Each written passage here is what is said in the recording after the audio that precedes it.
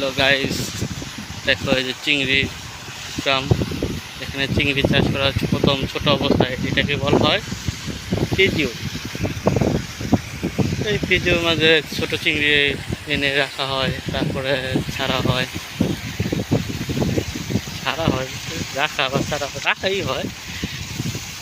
এটা বড় করা হয় মিনিমাম 6 গ্রাম বা 8 গ্রাম বড় করা হয়। তারপর এখান থেকে হারভেস্ট করে বড় পয়েন্টে নিয়ে ছাড়া হয়। ওইখানে খাবার টাবার দিয়ে ওইখানে চিংড়ি বড় করা হয় 33 গ্রাম পর্যন্ত। 33 গ্রাম হওয়ার পরে তারপর ওটাকে হারভেস্ট করে তারপর তুলে নিয়ে বিক্রি করা হয়।